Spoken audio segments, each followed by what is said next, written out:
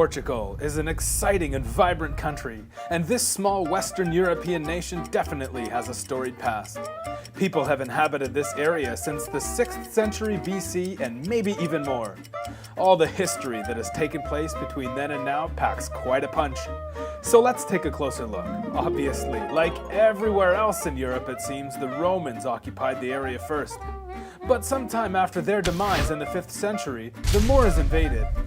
Moors, or Moorish, were medieval Muslims from the Morocco area of North Africa. They came gallivanting in the year 711 and took the whole Iberian Peninsula and then some. Pockets of Christians in the north remained and pushed back here and there over the next few hundred years. The leader of one such pocket pushed a little harder than most and got the Moors back south and east and claimed himself the first king of Portugal. At the same time, the Spanish to the east were also pushing south, and east-west disputes with them started to pop up. Subsequent Afonsos followed and kept the march going south, and in 1249 Afonso III captured Faro, today's capital city of the Algarve. They still had the problem, though, of keeping Spain's noses out of their new borders.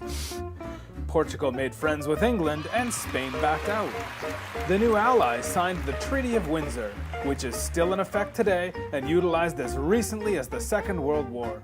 The Portuguese were now free to explore the waters, and explore they did, setting up colonies of trade all over the world. The discovery of Brazil in 1500 would prove to be most vital. With trading ports in India, China, South America, and Africa, Portugal was an imposing empire. However, things hit the fan in 1578, when King Sebastian was killed in battle without an heir to his throne. The great empire was all of a sudden in crisis, and Spain's King Philip II claimed the throne, referencing some obscure family lineage.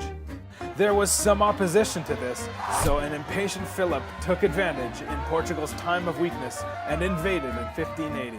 Now, there were some good and bad things about this merger, bad being that they now shared enemies, including England, and that the Dutch sniffed weakness and started to seize more and more of Brazil. But good being that with Spain's help they managed to defeat the Dutch, and also, life wasn't so bad under the first two Spanish kings. Portugal was still under their own law, government, currency, and still retained some status. When Philip IV came along, however, things got a bit nasty. He figured he'd make Portugal a province of Spain and removed all Portuguese nobles from positions of power. In a twist of fate, Spain was pretty much broke by this time from the 30 Years' War, and sensing good timing, the nobleman nominated John, the Duke of Braganza, to lead the resistance which came to be known as the Portuguese Restoration War. The House Braganza still lay claim to the throne today, even though the monarch has been abolished for some time now. And because Spain helped them retain Brazil, Portugal was able to draw upon its wealth to help fund the war, which would last 28 years. In 1668, Spain officially recognized Portugal as independent. 20 years later, gold is discovered in Brazil, and boom, Portugal is rich beyond belief. And good thing too, as on the morning of November 1st, 1755, a devastating earthquake struck. The quake, the tsunamis, and the fires that resulted pretty much annihilated the country and everything in it. The castles, the treasures, the art, in addition to the heavy loss of life. The king at the time was Joseph I, and he had appointed this guy. We'll call him Sebastian for short, or better yet by his title, Marquis of Pombal. It was his swift reaction, his economic reform policies, and financial restructuring that allowed Portugal to rebuild quickly. His strong leadership ensured the country would not fall into ruin and hardship, and statues and other tributes to him are everywhere. His cost control measures were not favored by the upper crust, nor was he a very nice guy otherwise, so he was exiled. The years after the rebuild period also saw an invasion by Napoleon. He actually took Lisbon for a couple of years, but Portugal called on their English buddies for help. Brazil's independence followed in 1822. Some political jostling and rumblings in the African colonies bring about Britain's ultimatum, demanding the retreat of all Portuguese troops from the area known as the Pink Map, so that Britain could connect Cairo to Cape Town by rail. The fallout and the protest of this political stiff-arm basically collapsed the Portuguese monarchy. This brings us to World War I, in which Portugal sides with the Allies.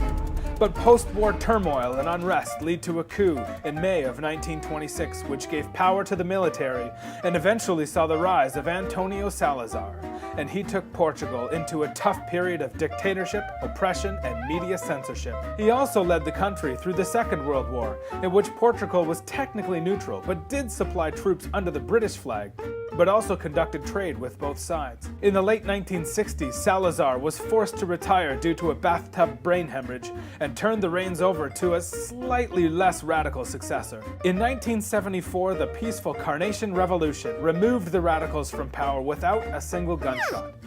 This opened the door to bigger and better things.